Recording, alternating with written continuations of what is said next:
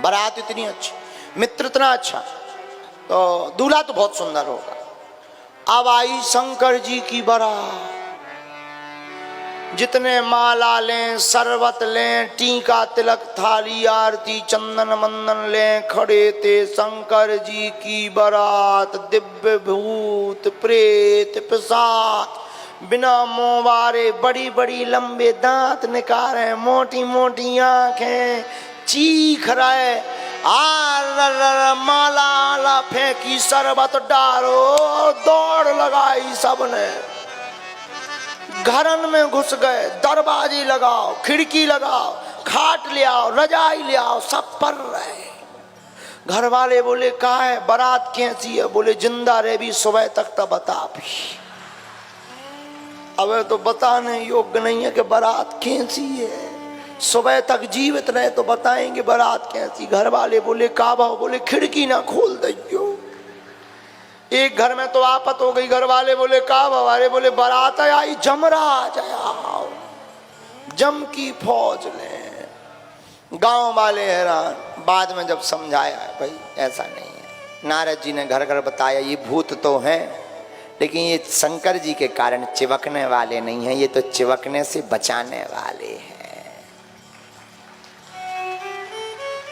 बारात का स्वागत हुआ, देवताओं का स्वागत हुआ। पार्वती माता की मां आरती करने आई, आरती होती है। भोले बाबा इतने भोले, कान में गणों ने कहा सासू मां आई, सासू मां, सासू मां। शंकर जी के जान कुछ खाने पीने की चीज है। भोले बाबा इतने भोले, बोले सुनो अभी हमारा पेट भरा है, तुम लोग मिल बांट के खा लो, हमको भूख नहीं। नारद जी ने समझाया सरकार सासू माँ आई तो आरती होगी, बिटिया की माँ आरती करेगी। शंकर जी बोले कर ले। अरे बोले कर कहाँ से ले, सीधे तो बैठो, जो उल्टो पूंछ पकड़े बैठे जो नंदी और कह रहो कि आज पूंछ और उखरी जा रही। शंकर जी बोले देखो भाई, बारात विवाह हो या ना हो, हम तो उल्टे ही बैठेंगे। एक काम करो, नंदी यहाँ उल्टो कर दो। नंदी को उल्टा किया, पार्वती शंकर जी पूंछ पकड़ के प्रकट हो गए। पार्वती की मां ने आरती की, चरणों में कमर में, वो जहां मुख के ऊपर गई नजर, सोई थाली फेंक के भाग गई। धन्य नारद को हमने नहीं कहा बिगाड़ो तो ऐसो दूल्हा मिलो। शंकर जी बोले क्या हो गया? नारद जी बोले कुछ नहीं, उनके पास था दिया, आपके मस्तक पर चंद्रमा से रोशनी नौई बराबर की मिली, हुआ तो कुछ नहीं। और बात भी सही है।